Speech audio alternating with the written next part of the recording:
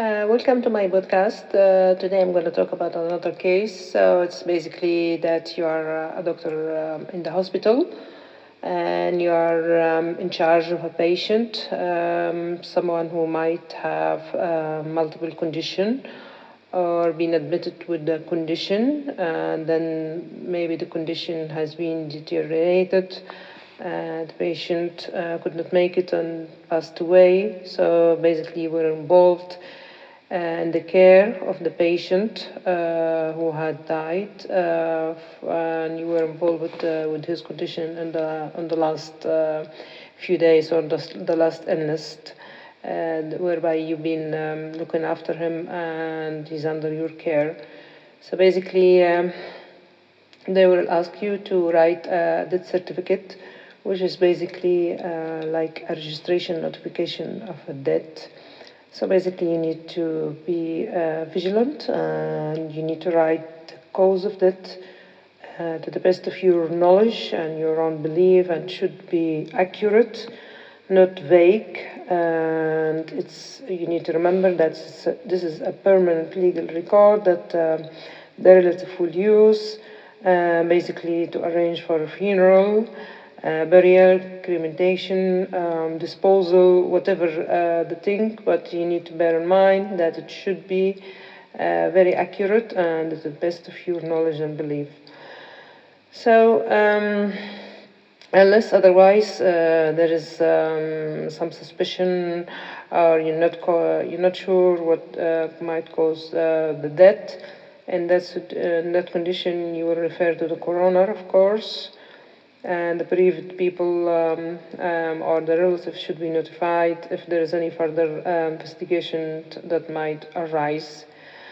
So basically, for the medical certificate of cause of death, it's a specific form you need to follow. So basically, you need to write and double check that the patient name is written correctly. So you need to check the wristband and the document in order to make sure that you are writing the right patient, the deceased patient. Gender, if there is any such number, usually they will have a hospital number, and the date of the patient who had died, so the date and the time, maybe the date of last time being seen alive. And then it's a tricky way whereby you need to fill the form for the cause of death. So it's basically you might find 3 to 4 boxes that you need to fill. So, for instance, if the patient has underlying condition or a disease that led to death, and then you need to write them or list them in order. If it was a woman, you need to double check if she was pregnant or not, and what might be the reason for death, if it's due to pregnancy or not.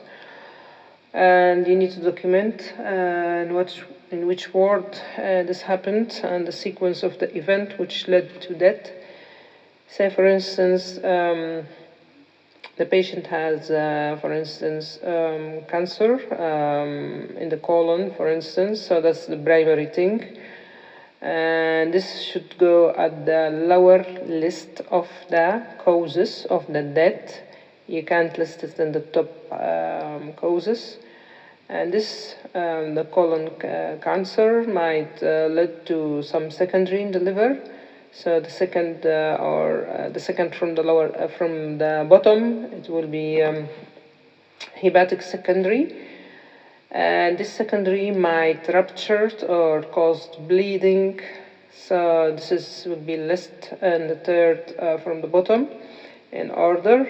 And then the hemorrhage, which could be the contributory factor for the direct cause of death. So this will come to the top of the list in order to explain or to list the things or the sequence of the death that had followed. And then you will add if the patient has, for instance, any past medical history, for instance, diabetes, hypertension, anything that could be indirect cause just to be added to the list at the bottom. And if the patient has, for instance, multiple conditions or multiple diseases, you need also to list them in order to the best of your knowledge and believe that the sequence of the death or the sequence of the illness that led to the direct cause of the death. And then at the bottom of the certificate, you write your name, your GMC number, time, and your signature. So that's basically how you need to document a certificate of the cause of death for any patient while you were in the hospital. Thank you.